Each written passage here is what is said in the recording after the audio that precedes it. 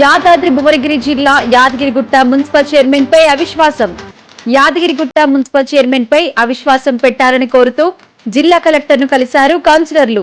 Collector ను కలిసిన వారిలో వైస్ చైర్మన్ కాటన్ రాజు, కౌన్సిలర్లు గుండ్లపల్లి వాణి, ముక్కెర్ల మల్లేష్, దండబోయిన అనిల్, ఆవుల మమత, బూడిద సురేందర్, సీసా విజయలక్ష్మి, గౌలికారి అరుణ, తాళపల్లి నాగరాజు, బబ్బూరి మౌనిక, మాలొద్దు సరోజ ఉన్నారు. ఇక ఈ సందర్భంగా కౌన్సిలర్ శ్రీవాణి భరత్ గౌడ్ మీడియాతో మాట్లాడుతూ యాదగిరిగుట్ట పట్టణంలో 12 మంది కౌన్సిలర్లు ఉండగా 11 మంది కౌన్సిలర్లు అంతా కలిసి అవిశ్వాసానికి మద్దతు తెలుపుతున్నామని, మున్సిపాలిటీ ఏర్పడినప్పటి నుండి ప్రస్తుత మున్సిపల్ చైర్మన్ ఏకపక్ష నిర్ణయాలు తీసుకుంటుందని, అందరినీ కలుపుకోవడం లేదు అన్నారు.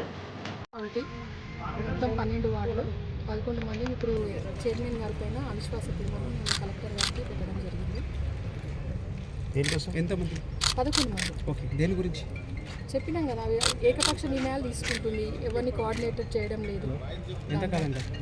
ఎంతకాలంగా అంటే ఇప్పుడు దాదాపు మున్సిపాలిటీ ఏర్పడి నుంచి అదే ధోరణి ఉంది అన్నది. దానివల్ల 3 సంవత్సరాల నుంచి 12 మందిలో 11 మంది మేము అవిశ్వాసం ఇవ్వడం జరిగింది.